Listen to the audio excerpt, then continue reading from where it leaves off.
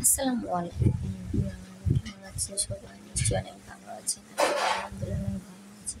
চিলে কোঠার আরেকটা নতুন ভিডিও আপনাদের সবাইকে স্বাগত জানাচ্ছি। আজকে আমি গরুর পায়া বা নল্লি যেটা বলে সেটা রান্না করে দেখাবো। আমি এখানে 3টা বড় বড় গরুর পায়া নিয়েছি।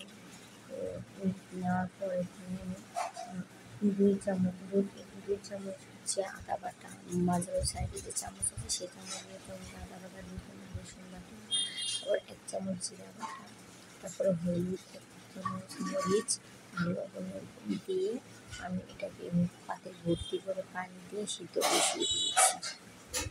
এটাকে প্রায় 3-4 দিন যাবত এটাকে সিদ্ধ করতে হয়, জাল করতে হয়। এটা যত বেশি জাল হবে তত বেশি সফট হবে, আর সেটা তত বেশি ইয়ামি হবে। আর যত বেশি জাল করা হবে তখন আস্তে আস্তে এগুলো জোড়ায় জোড়ায় ছেড়ে দেবে।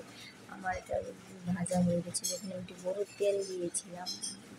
সয়াবিন তেলে থেকে যার ফলে পেঁয়াজগুলো এখন একটু আঠালো আঠালো হয়ে গিয়েছে। আমার অন্য কিছু ভাববেন না।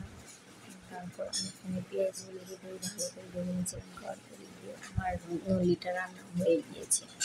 আর নলিটা রান্না হয়ে যাওয়াতে সেই জন্য আমি এখানে পেঁয়াজগুলো ভেজে নিয়েছিলাম। যেহেতু আগে থেকে সকল প্রকার মশলা দিয়ে ওটাকে রান্না করা হয়েছে, যেহেতু এখন আর আমার বাড়তি কিছু দেওয়ার প্রয়োজন নেই। এখন আমি এটাকে পেঁয়াজটা দিয়ে ভালো করে পেঁয়াজটা কেমন হয়ে গিয়েছে, পুরা দলা পাকিয়ে নিয়েছে। তো তারপর আমি ওই নলির মধ্যে পেঁয়াজটা দিয়ে দিব। পেঁয়াজ ভাজিটা দিয়ে এটাকে আমি চুলার মধ্যে বসিয়ে ডিম জাল করবো, যাতে তেলটা সকল হাঁড়ির মধ্যে ঢুকে এবং মশলা হয়ে যায়।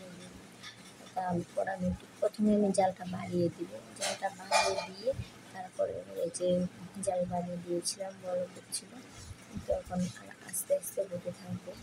আমি আস্তে আস্তে এটা হওয়ার জন্য করবো। এই যে আমার ঝোলটা প্রায় শুকিয়ে এসেছে, আমার নল্লি কিন্তু প্রায় রেডি হয়ে গিয়েছে। এখন শুধু আমি এখানে সামান্য একটু ঝোলটা কমে গেলে এটা আমরা খাবারের জন্য সার্ভ করে নেবো। আর ওই পাশে রুটি বানিয়ে নিয়েছি, আমরা রুটি দিয়ে খাবো। এই যে দেখুন আমার নল্লির ফাইনাল লুক, দেখতে কি সুন্দর লাগছে, আর তো ইয়ামি আছে, খেতেও বেশ মজা আছে। আর সবসময় মনে রাখবেন, নল্লি রান্না করার সময় হালকা একটু লবণ দিয়ে সিদ্ধ করবেন। বেশি লবণ দিলে পরে চালে এটা তিতো হয়ে যায়। আমার আগের বাড়িতে এমন হয়েছিল, সেই জন্য আমি হালকা একটু লবণ দিয়েছি।